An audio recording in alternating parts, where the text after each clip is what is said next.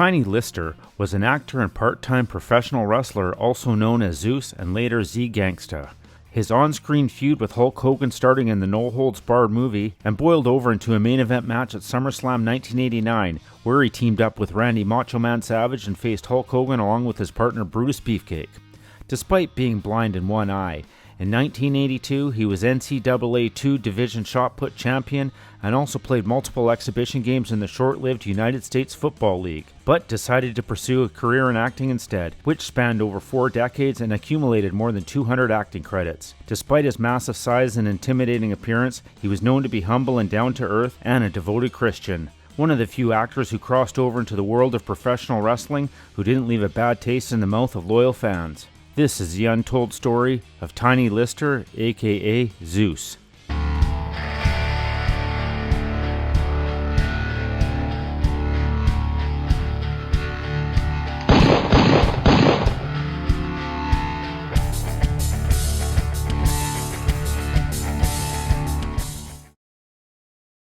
Born Tommy Lister in Compton, California on June 24, 1958, the second of 4 children, and later became known as Tiny due to his massive physique, standing 6'5" and weighing over 300 pounds. He was born with a deformed detached retina in his right eye, causing permanent blindness.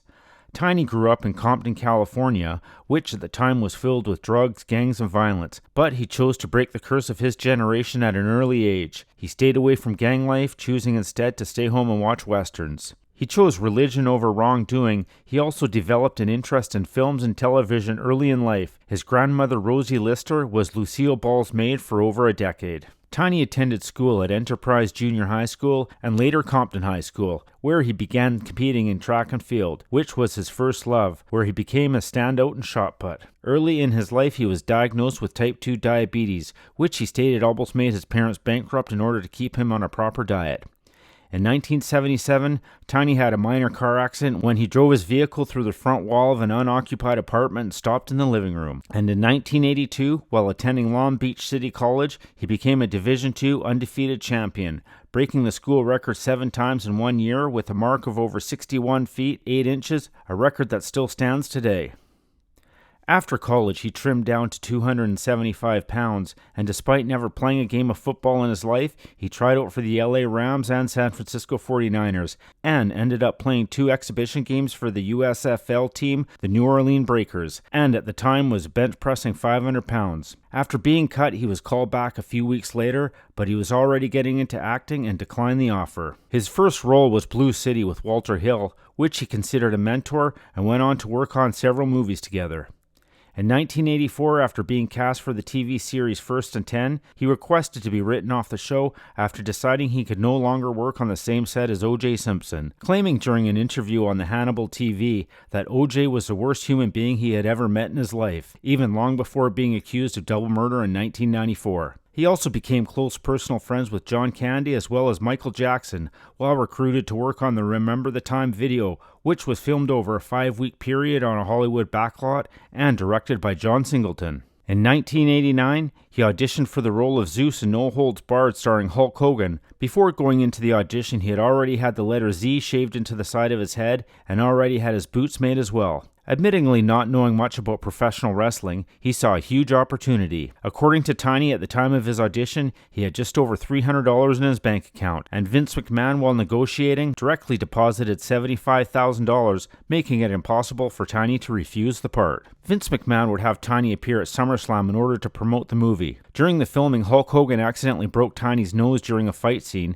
which they would use as the beginning of a storyline feud between the two, who actually became good friends in real life. Tiny began touring with the WWF and appearing at house shows, and even turned down carrying the world title at the advice of his agent, who was also Hulk Hogan's agent. His debut was on Wrestling Challenge, which aired on May 14, 1989, when he came up before a match and chased 2 enhancement talents out of the ring, as well as ring announcer Mike McGurk. This was not something that was originally planned when the No Holds Barred movie was filmed. Because of this, the shoulder pads that Tiny wore to the ring began to fall apart, as they were initially just made for the movie filming and not to be used past that. Because Tiny always entered the ring over the top rope, Andre the Giant did not like him, and he was also rumored to have heat with a lot of the other talent in the dressing room because of his fast rise to main event status, and he even received death threats. He appeared on the May 27, 1989 edition of Saturday Night's Main Event before Hogan's WWF World Heavyweight Championship title defense against the Big Boss Man in a steel cage. Boss Man's manager Slick introduced him. Zeus blocked Hogan from entering the cage and kicked him in the chest and hit him with a few double axe handles. Hulk Hogan laid on the ground while Zeus walked slowly back to the dressing room, and they cut to a commercial. On that same month, he would also do several interviews, including one at a live show with Mean Gene Okerlund, and also appeared on the Brother Love Show. On the July 29th edition of Saturday Night's Main Event, Zeus would accompany Randy Macho Man Savage to the ring and stand in his corner along with sensational Sherry Martel while he faced Brutus the Barber Beefcake. When Beefcake put his finishing move, the sleeper on the Macho Man,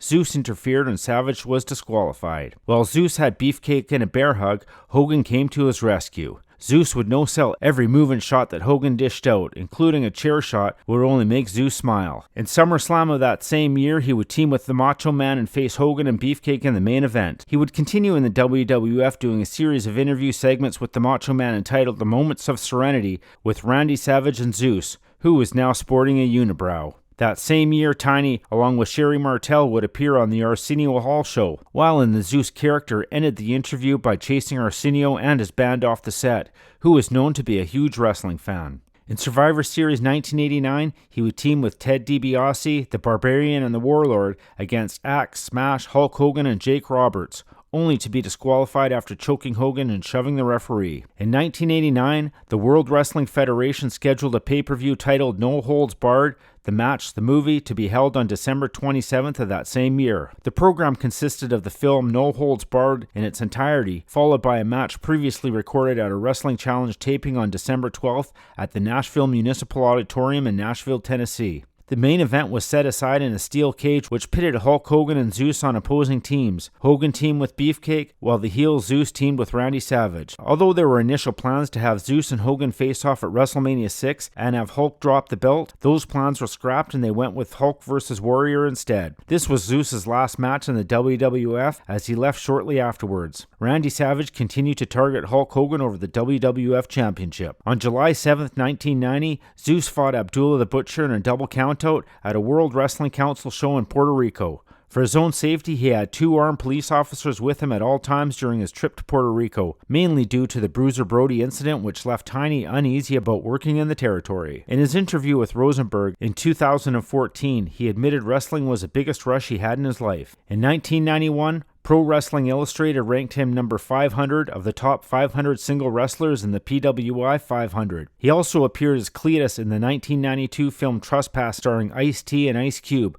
originally named Looters, but the original title was scrapped due to the Rodney King verdict and actual looters rioting in Los Angeles at the time. In 1994, he turned down the part of Marcellus Wallace in Pulp Fiction. He later became a staple in Ice Cube's Friday movies as a neighborhood bully known as Debo, which he stated was inspired by Big U, a reputed kingpin of one of Los Angeles' most notorious Crip factions. In the movie, Debo would ride around the neighborhood on a squeaky bike that was heard from miles away, which drew fear from every character in the film. Ironically, in 1965, at the age of 7, a young Tom Lister would win a free bike during a promotion from Bob's Family Restaurant. The nickname Debo would follow him for the rest of his life, which he embraced and even made several appearances as Debo for both charity and church events. He would make a return to the world of professional wrestling in 1996 in WCW, resuming his on-screen feud with Hulk Hogan, this time known as Z-Gangsta. He debuted on the May 18, 1996 edition of Monday Night Nitro after being contacted by Hulk Hogan as part of the Alliance to End Hulkamania, culminating in a failure at Uncensored. He debuted with actor-wrestler Robert Swenson, who was billed as the Ultimate Solution, managed by Jimmy Hart. They would face Macho Man and Hogan in a 3-tier cage match with members of the Dungeons of Doom on one side and members of the Four Horsemen on the other. Sadly, Swenson would pass away of a heart attack shortly after at the age of 40 years old. Hulk Hogan, Davey Boy Smith, and James Caan gave eulogies at his funeral.